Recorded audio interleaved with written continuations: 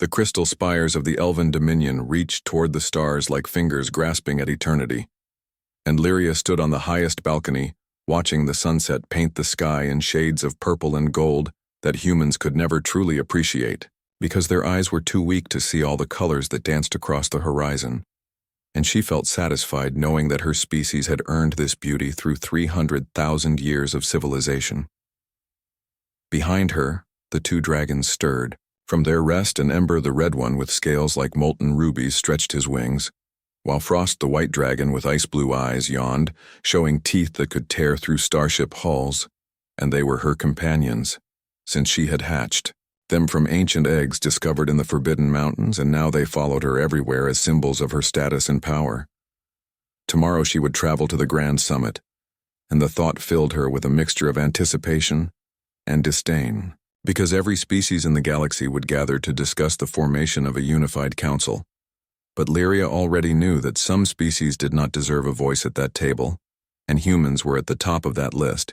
She had studied the reports about humanity with growing disbelief at their audacity, and they had only achieved faster than light travel 200 years ago, which was nothing compared to the millennia. Her people had been crossing the stars, and their technology was crude, and their culture was shallow, and their entire history could be contained in a single chapter of elven records. Yet they wanted to sit as equals among the elder races, and the very thought made Lyria laugh as she stroked Ember's snout, and the dragon rumbled with contentment because he always sensed her moods and reflected them back to her. Her attendant, a younger elf named Theron, approached with careful steps and said, "My lady, your transport is being prepared for tomorrow, and the delegation wishes to review your speech one final time before departure." Lyria waved her hand dismissively and replied, "There is nothing to review because I will simply speak the truth. And the truth is that humanity has no place among civilized species, and they should return to their small corner of space and grow up for a few thousand years before presuming to join adult conversations." Theron hesitated, and his uncertainty was visible in the way he shifted his weight, and said, "Some of the council members believe we should give humans a chance because they have shown remarkable progress in a short time." Progress. Lyria turned to face him, and her violet eyes flashed with irritation, and she continued, "Anyone can make progress when they steal technology from species who actually invented it, and humans have contributed nothing original to galactic civilization except perhaps new ways to be loud and crude." The younger elf bowed and retreated because he knew better than to argue when Lyria had made up her mind, and she returned her attention to the sunset as Frost moved to her other side, pressing his cold scales against her arm in a gesture of affection. She remembered the first time she had encountered a human, and it had been at a trade station on the frontier where a human merchant was trying to sell what he called innovative engine designs. And Lyria had examined his work and found it to be a poor copy of Andromedan warp technology that was already 3 centuries out of date, and when she had pointed this out, the human had simply smiled and said, "Well, we have to start somewhere, right?" That attitude summed up everything wrong with humanity in Lyria's opinion, because they did not understand that some species had earned their place through time and effort and sacrifice, and humans thought they could shortcut their way to relevance by being friendly and eager and optimistic. The next morning, Lyria dressed in her formal armor, which was made from a metal that humans had not yet discovered, and it shimmered with protective enchantments that her ancestors had woven into every molecule, and the dragons wore matching collars that marked them as bonded companions rather than wild beasts. The transport ship was waiting, and it was a sleek vessel that moved through space like a knife through water. And Lyria settled into her chamber as the ship lifted off and began its journey to the neutral station, where the summit would take place during the 3-day voyage. She rehearsed her speech and polished her arguments until they were sharp enough to cut through any defense humanity might offer. And she knew that other species would support her because the Andromedan Collective and the Crystalline Communion and the Void Walkers all agreed that standards must be maintained. Ember and Frost sensed her determination, and they became more aggressive in their play, and their roars echoed through the ship until the crew complained, and Lyria had to calm them down by reminding them that soon they would be on display before the entire galaxy.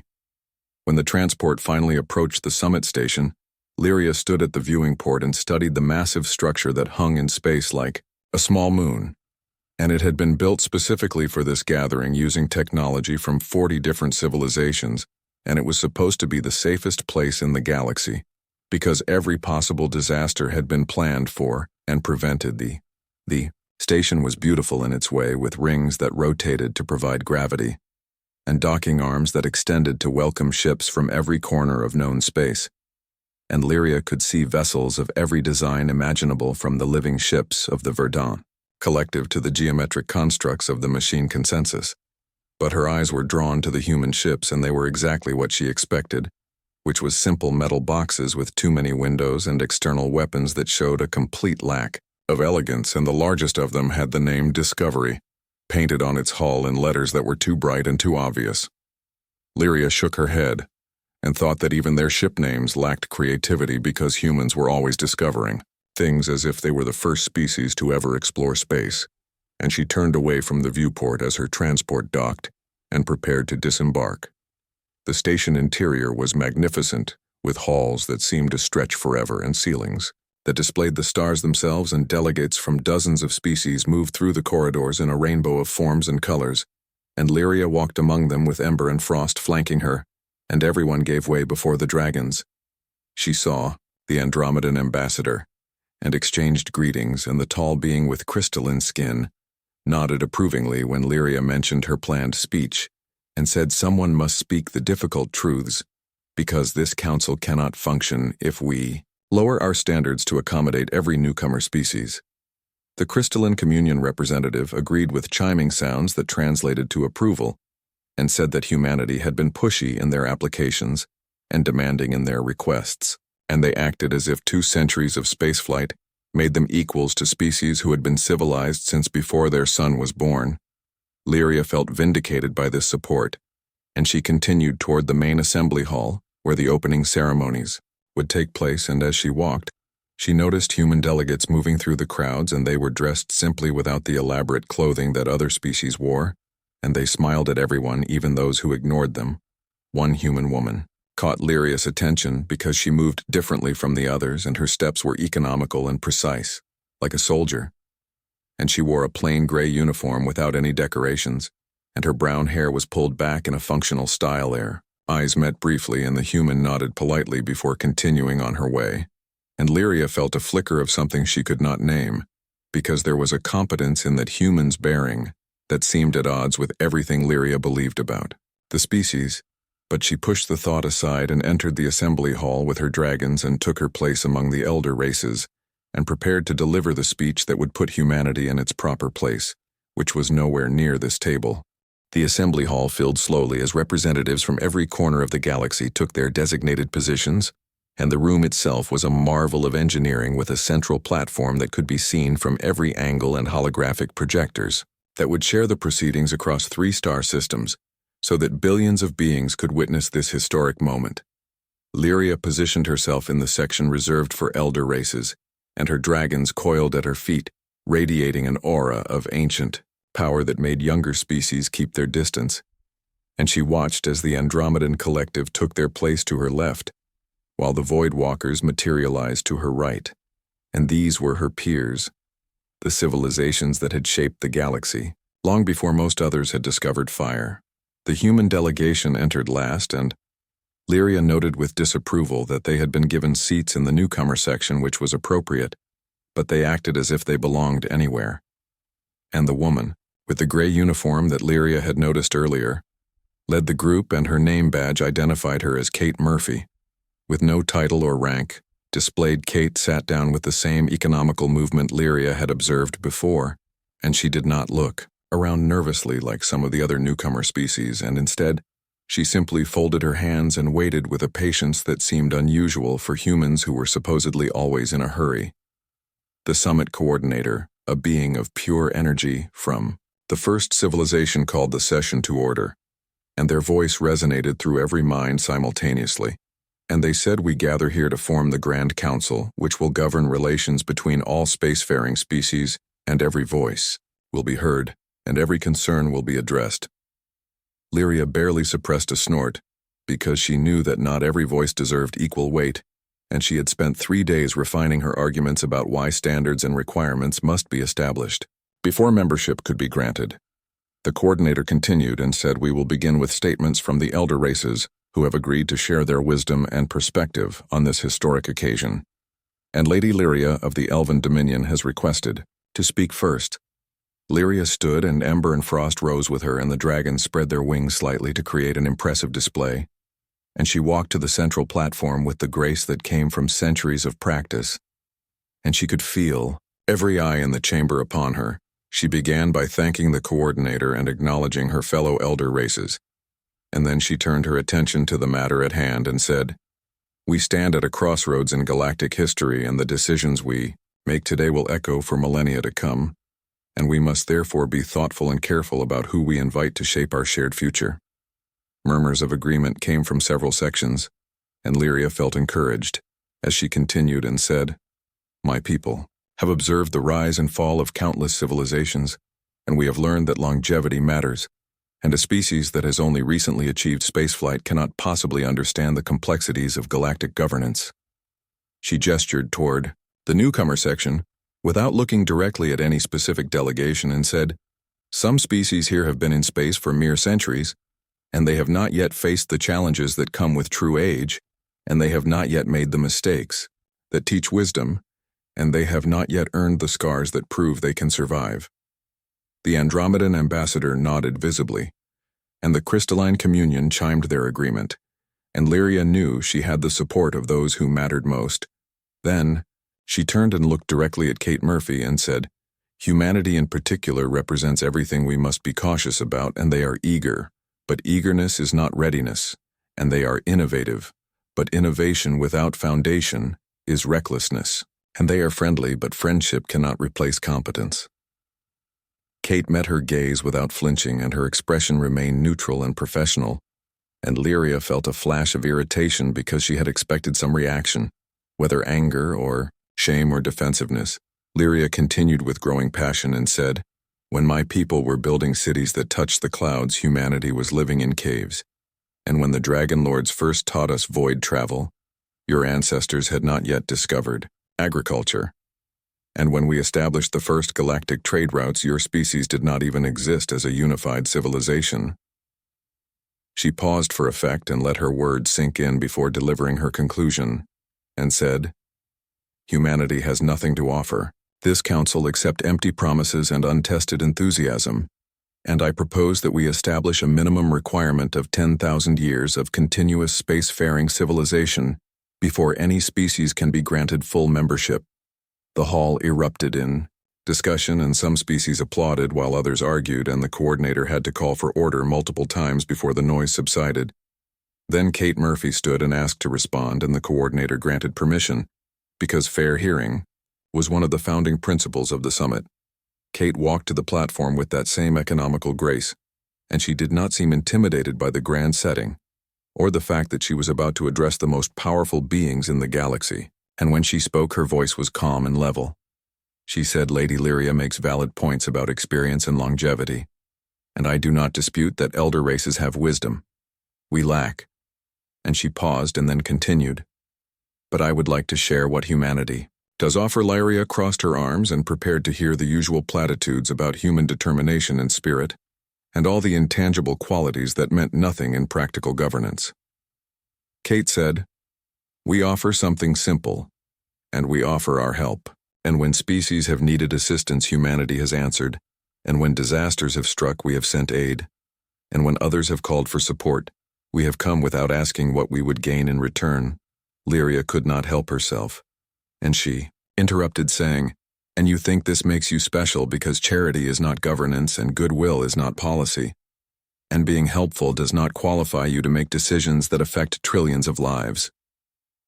Kate nodded as if conceding the point, and replied, "You are absolutely right, Lady Lyria, and being helpful alone does not qualify us." And she paused and then said, "But neither does age alone qualify anyone, and wisdom must be demonstrated, not assumed, and competence must be proven, not inherited." The hall grew quiet because no one had expected a human to challenge an elder race so directly, and Lyria felt her temper rising as Kate continued.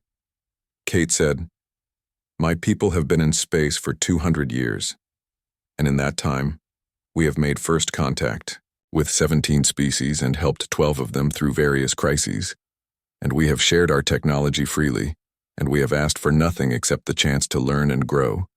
She gestured to the other newcomer species and said many of the delegations in this room have worked with humans, and I would ask them to speak about whether our age matters more than our actions.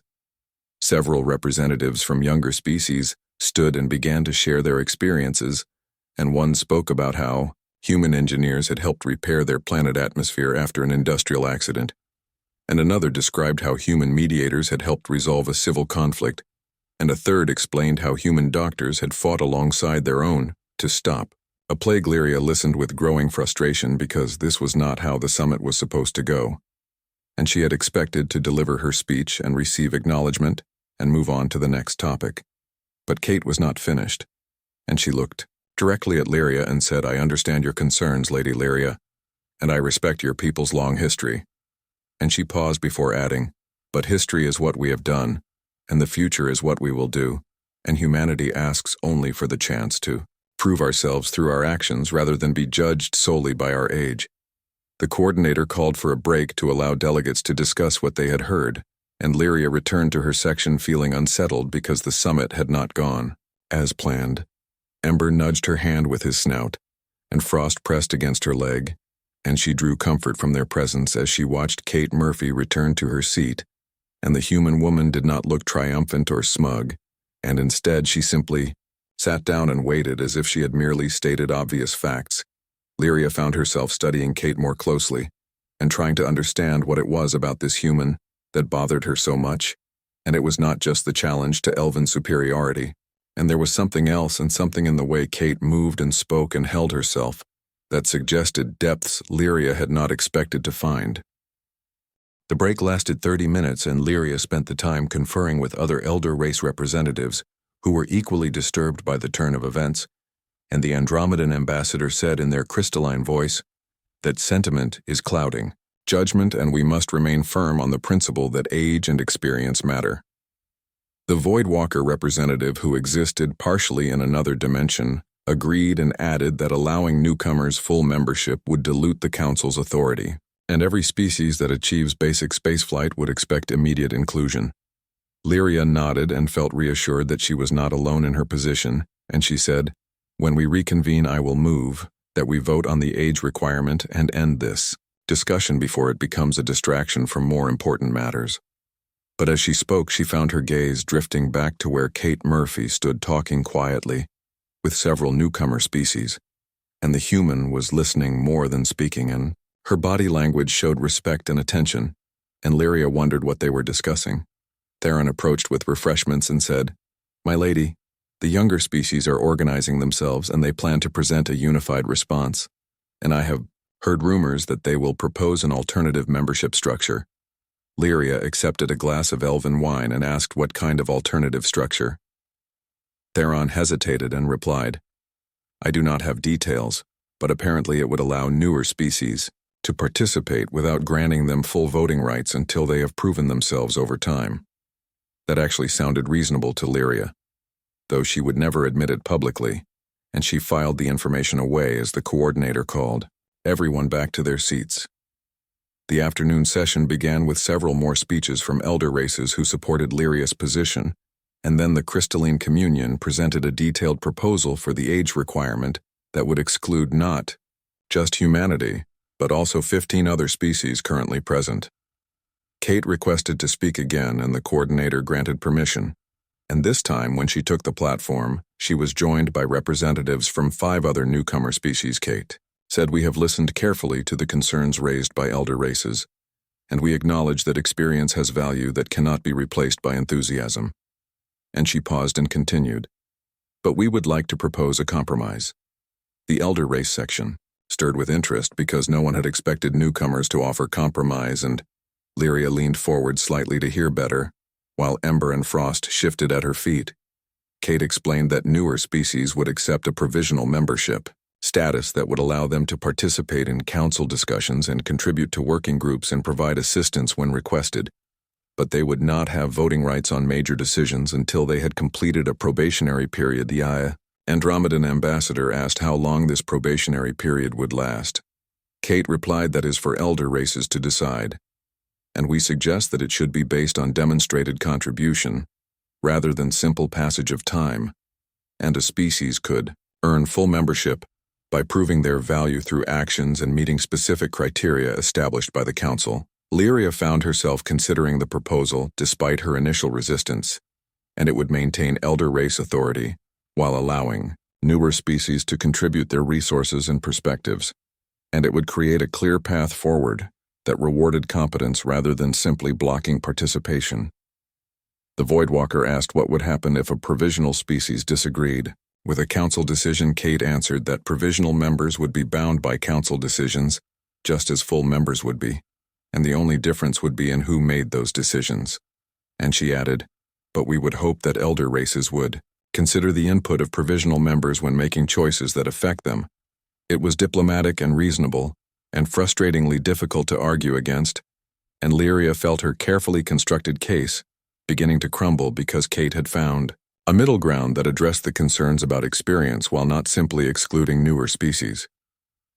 The coordinator called for discussion, and delegates from across the spectrum began debating the proposal, and some elder races supported it as a way to maintain their authority while others opposed it as an unnecessary complication. Lyria remained silent while she processed what this compromise would mean, and her people would still control major decisions and younger species would have to prove themselves over time, and it was not what she had wanted, but it was perhaps acceptable. Then the station shuddered, and at first Lyria thought it was just the normal vibration from the rotation rings, but then it happened again more violently, and alarms began to sound in a pitch that made her ears hurt. The coordinator tried to maintain order and said, "Please remain calm while we investigate the situation, and this is likely a minor technical issue." But the lights flickered, and emergency illumination activated, bathing the hall in red light, and then a voice came over the station-wide communication system saying, "All delegates evacuate immediately, and we have a catastrophic failure in the primary support structure, and the station is breaking apart." Panic erupted instantly, and delegates from 100 species tried to reach the exit simultaneously, and some flew while others ran, and a few simply teleported away, and the careful order of the summit dissolved into chaos. Lyria called her dragons to her, and Ember and Frost pressed close as she tried to move toward the nearest exit, but the crowd was too dense, and she found herself being pushed back toward the center of the hall. Above her, she heard a terrible groaning sound, and she looked up in time to see a massive support beam tearing free from the ceiling, and it fell toward her in what seemed like slow motion, and she raised her hands to cast a protective spell, but she knew it would not be enough. Then something hit her from the side with tremendous force and drove her out of the path of the falling beam, and she tumbled across the floor with someone on top of her, and the beam crashed down exactly where she had been standing, and the impact sent cracks racing across the floor. Lyria looked up and saw Kate Murphy rolling off her, and the human woman was already on her feet and reaching down to pull Lyria up without ceremony or concern for the fact that she had just tackled an elven noble. "Get to the escape pods," Kate shouted over the noise of alarms and collapsing structure, and she pointed toward an emergency exit that was less crowded than the main doors. "But my dragons." Lyria gasped, and she looked around frantically for Ember and Frost. Kate followed her gaze and spotted the dragons on the other side of a section of floor that had collapsed, creating a gap filled with exposed wiring and broken metal, and beyond that a fire had started where a fuel line had ruptured. "Stay here," Kate ordered, and before Lyria could respond, the human was moving toward the thermal suit locker near the wall. Lyria wanted to stop her and wanted to tell her that saving dragons was not a human's responsibility, but her voice would not work because she was in shock from nearly being crushed and from being saved by the very person she had spent all day dismissing as unworthy. Kate pulled on a thermal suit with practiced efficiency and checked the seals before running straight toward the fire, and the heat was so intense that Lyria could feel it from where she stood, and she watched in disbelief as Kate disappeared into the flames without hesitation. Around them, the station continued to tear itself apart, and other delegates were streaming toward exits while some lay injured on the floor. and Lyria saw human crew members stopping to help even as the structure crumbled around them. She wanted to move toward the escape pods as Kate had ordered, but she could not leave without knowing if her dragons were safe and if Kate had survived the fire. And so she stood frozen while sections of ceiling continued to fall, and emergency systems struggled to contain the spreading damage. Then Kate emerged from the flames, and she was carrying both dragons, and somehow she had Ember under one arm and Frost under the other, and the massive creatures that each weighed more than any human should be able to lift were cradled against her body like children. Kate staggered under their weight, but she kept moving forward and her thermal suit was scorched and smoking. But she did not stop until she reached Lyria, and then she set the dragons down gently despite their mass. "Your pets," she gasped as she pulled off the thermal suit helmet, and her face was blackened with soot and sweat. But she was grinning with an expression of triumph and exhaustion. She said, "Are heavier than they look." Lyria stared at her, unable to form words because nothing about this made sense and humans were supposed to be weak. And Kate should not have been able to carry beings that outweighed her by hundreds of pounds, and the entire situation was impossible. How she finally managed to ask? Kate grabbed her arm and started pulling her toward the emergency corridor, and replied, "We can discuss it later, but right now we need to move because this whole section is about to collapse." Lyria followed numbly with Ember and Frost close behind, and she looked back once to see the assembly hall where she had delivered her speech about human inadequacy. And now that hall was filling with fire and destruction while Kate Murphy led her to safety. The emergency corridor was filled with smoke, and the emergency lighting cast everything in shades of red and orange that made it hard to see clearly. And Kate kept her hand on Lyria's arm, guiding her through the chaos while checking over her shoulder to make sure Ember and Frost were keeping up. Other delegates rushed past them in various states of panic, and Lyria saw a crystalline being whose arm had shattered helping a smaller species navigate around debris, and she saw Andromedan crew members organizing evacuation routes and directing traffic toward functional escape pods. What she did not see was anyone stopping to ask whether those they helped were elder races or newcomers, and no one was checking credentials before offering assistance, and the careful hierarchy of the summit had dissolved in the face of immediate danger. Kate pulled Lyria around a corner, and they nearly collided with 3 humans who were carrying an injured Voidwalker between them, and the being was massive and semi-transparent and clearly too heavy for humans to lift comfortably. But they were managing anyway. Kate called out, asking if they needed help, and one of the humans, a young man with a shaved head, shouted back that they had it, and told Kate to keep moving because this whole wing was about to depressurize. They continued forward, and Lyria felt Ember press against her leg, while Frost walked on her other side, and the dragons were frightened, which was something she had rarely seen, and they were creatures of ancient power who feared almost nothing. But even they understood that this situation was beyond their control. Kate led them to a junction where the corridor split in 3 directions, and she paused to check a wall panel that showed the station layout, and several sections were already marked in red indicating catastrophic damage, and the escape pod bays in 2 directions were inaccessible.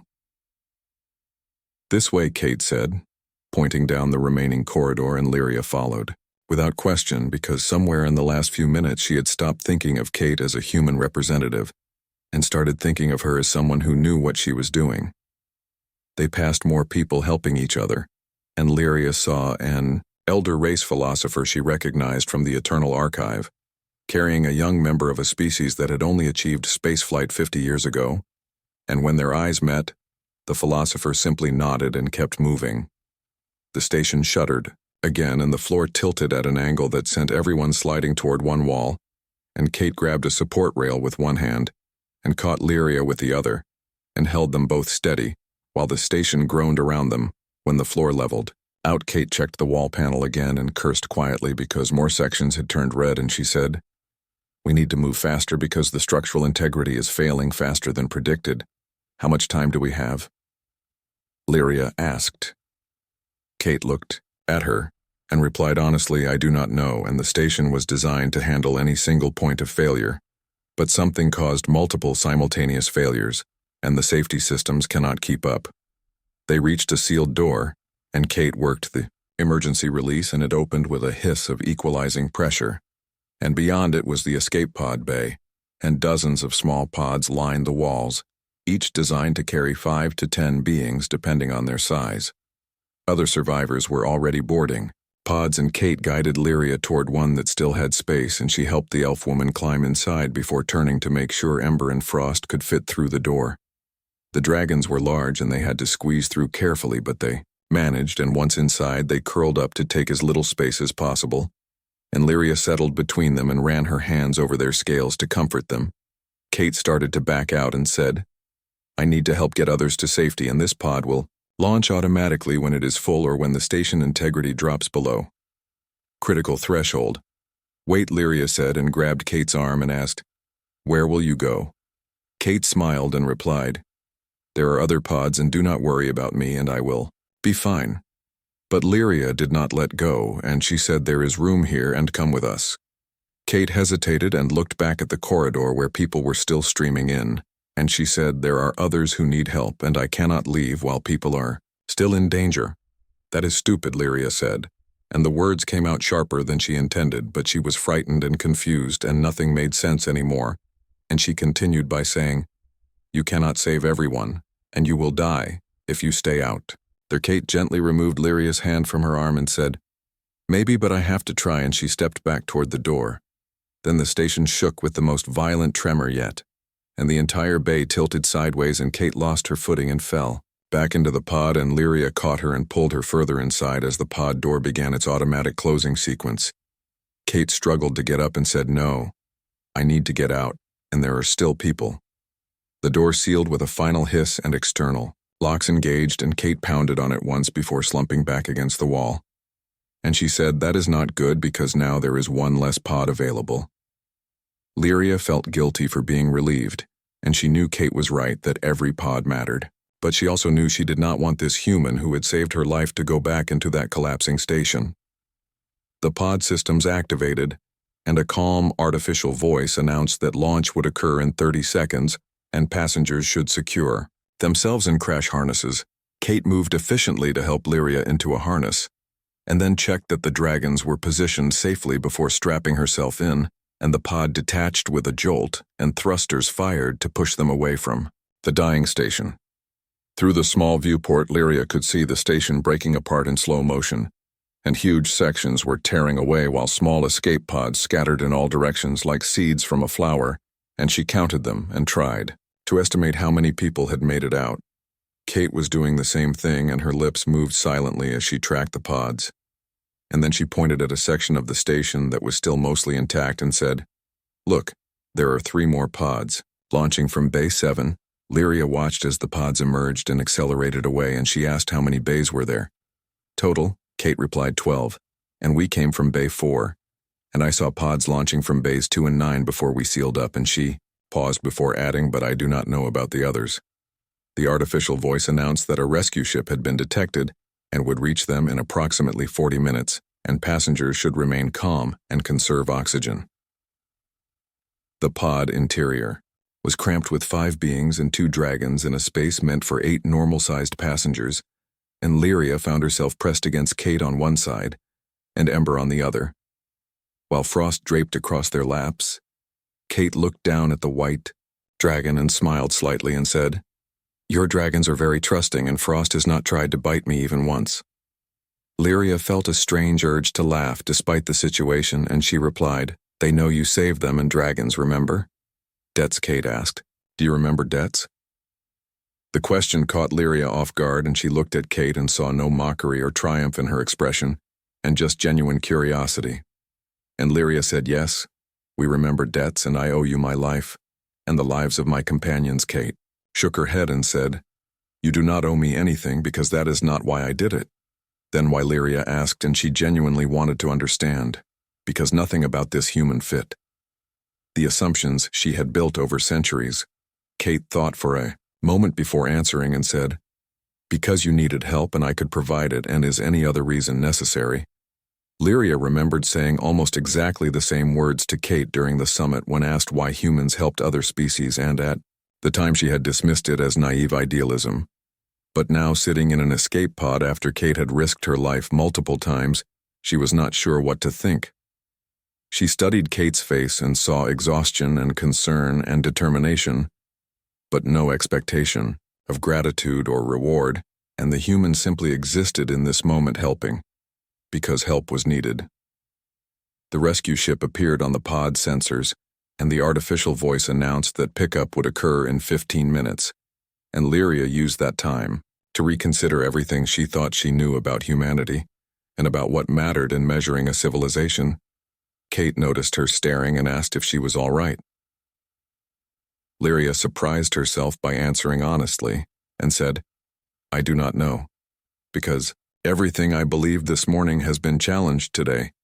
Kate nodded sympathetically and replied, "That happens sometimes, and catastrophe has a way of clarifying what actually matters." "What actually matters?" Lyria repeated and asked, "What do you think matters?" Kate looked out the viewport at the scattered escape pods and the rescue ships moving to collect them, and she said, "I think what matters is what we do when others need us, and everything else is just details." The rescue ship was a human vessel called the Wanderer, and it moved through the debris field with careful precision, collecting escape pods one at a time. And Lyria watched through the viewport as the ship approached their pod, and she felt the gentle bump as magnetic clamps engaged and pulled them into the cargo bay. The pod door opened, and a human crew member with red hair tied back in a braid offered her hand to help Lyria out, and she said, "Welcome aboard, ma'am, and medical is set up in Bay 3 if you need attention." Lyria climbed out with the crew member's assistance, and Ember and Frost followed her and shook themselves as if waking from sleep, and Kate emerged last and immediately began talking with the crew member about how many survivors had been recovered. The cargo bay was organized chaos, with crew members efficiently processing new arrivals and directing them to different areas based on their needs, and Lyria saw medical teams treating injured delegates while others were given warm blankets and hot drinks, and everyone, regardless of species or status, was receiving the same level of care. Kate guided Lyria toward a quiet corner where they would be out of the way and said, "You should get checked by medical, because being thrown around in that station could have caused injuries you do not feel." Yet Lyria shook her head and replied, "I am fine and my people heal quickly," and she paused before adding, "But you should get checked, because you ran through fire." Kate laughed and said, "The thermal suit protected me and I have had worse," and she gestured to a table where other survivors were gathering and continued, "Let us see what the situation is." They joined the growing crowd around a display screen that showed the status of rescue operations, and the numbers were updating constantly as more pods were recovered and ships from a dozen different species had responded to the distress call and were working together to find survivors. A human officer with gray hair and tired eyes was coordinating the effort, and she called out directions and status updates while managing resources across multiple ships, and Lyria recognized the efficiency and competence in how she worked. Kate asked the officer how many survivors had been confirmed, and the woman replied without looking away from her screen, "We have accounted for approximately 80% of the delegates and crew, and rescue operations are ongoing for the remaining 20%. Are there casualties?" Lyria asked quietly. The officer finally looked up, and her expression was grim as she said, "Yes, and we have confirmed 17 deaths so far, and there are another 30 people unaccounted for who may still be in the debris field or who did not make it to pods in time." The number hit Lyria hard because 17 beings had died at what was supposed to be the safest gathering in galactic history, and she thought about the delegates she had seen that morning who were now gone, and she felt the weight of that loss. Kate placed a hand on her shoulder and said, "We saved hundreds because of the quick response and the cooperation between species, and we should honor those we lost by making sure their sacrifice meant something." Lyria looked at her and asked, "What do you mean?" Kate gestured to the bay full of survivors from different species helping each other, and said, "This is what the council should have been about from the beginning, and not hierarchy or age requirements, but beings working together, because that is when we are strongest." Over the next several hours, the Wanderer continued recovery operations, and Lyria stayed in the cargo bay, watching as each new group of survivors came aboard, and she saw elder races being carried by newcomers and newcomers being comforted by elder races and species that had been rivals for centuries, working side by side. The Andromedan ambassador was brought in, and their crystalline form was cracked in several places, but they were alive.